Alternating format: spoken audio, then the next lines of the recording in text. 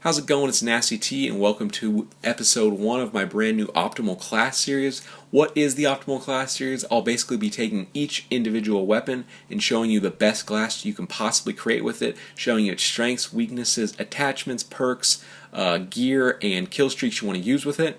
And this is a different type of video series. This isn't how to get better at the game. This is how to be smarter at the game, because there's plenty of people that are very skilled at this game that have been playing for a very long time, but you can still outsmart people. If you go in with a better class tailored to what you're trying to do, you will succeed more often. That's the idea behind the Optimal Class series.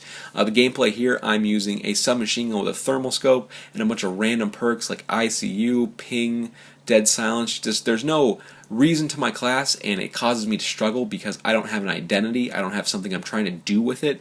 So enjoy me struggling with this oddball, weird submachine gun class. This is to get the point across. If I would have had a class here that was designed for something that was meant for rushing or meant for long range game or meant for supporting my team, I would have been doing better. But let's break down what makes up a weapon. To understand the Optimal Class series, you need to understand what makes up a weapon.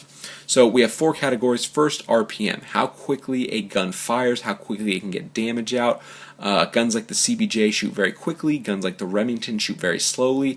These 4 things I'm going to talk about are balancing factors. Next, we're going to move to damage. Damage is a bit misleading because the way Call of Duty works is every character has 100 health. And guns, all the stats I'm going to spit out in this episode are all going to be arbitrary. They're not accurate. Don't go off them. They're all for examples. But the Remington, let's say, does a damage of 45 per shot, and the AK does 40. Now, the damage doesn't really matter there because both of those guns are still 3 shots to kill. That's a better way to think of Call of Duty, of how many shots to kill a gun will take. So you could have a gun like the MTAR, and it's still going to be 3 shots to kill, just like the light machine gun, the LSAT, are going to be 3 shots to kill. This is for all fully automatic guns. It's 3 shots or more. The semi-autos, like the snipers and marksmen, snipers are 1 to 2, marksmen are normally 2 to 3. There's some weird oddball things in this game, like the SVU is a marksman rifle and it's only 1 to 2 shots. Things like the Amelie can kill at 2 shots even if it's full auto, but the range is very short, so it's kind of oddball things you don't really come across too often, but just be aware of that. Next, we're going to go to range. This is the most important part of the video. This is the reason I'm doing the video, kind of terminology for the rest of the series. But the way range works is, yes, let's take the Remington and the AK again. The Remington has 45 damage, AK has 40, so there's still 3 shots to kill. But let's say the AK's range is 20 feet and the Remington's is 30 feet. Now, at 21 feet, the AK, you're going to have to shoot him 4 times, and the Remington's still going to be 3. So range is very important because you want to stay in that 3-shot kill range as long as possible, because you don't have to keep your gun on, you don't have to aim longer, it's just easier to get the kill. The way they balance the game is things like RPM. The guns that are higher damage and have more range, like the Remington, will shoot slower like guns like the CBJ, the submachine gun, because the range is very poor on that gun. The Remington is about triple or quadruple it. Lastly, we have accuracy. There's 2 types of recoil in this game. There's vertical and there's horizontal recoil.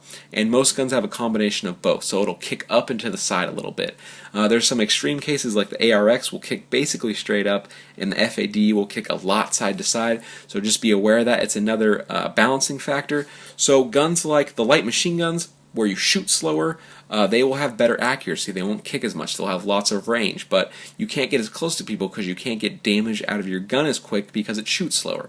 And things like the Vector, you can move a little quicker, get bullets out a little faster, but the accuracy won't be as great as, say, some assault rifles.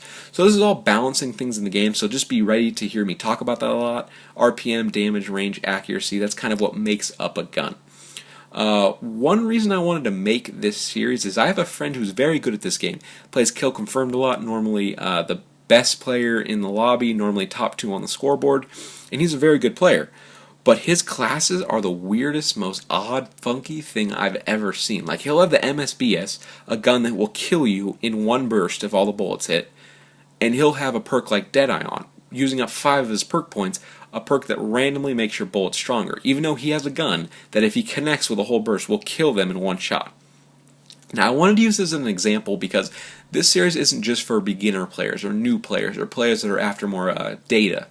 This is for players that are even good. He is His stats don't reflect how good he is. He's probably in the neighborhood of about a 1.7 KD player, but he's such a team-oriented player. He'll come to games like Search and Destroy or Domination, and he'll just want to, help his team out. So he'll die more trying to get the objectives. But if you were to look at his KD unaffected by him being such a team player, he's probably a 1.7, a very good, strong player.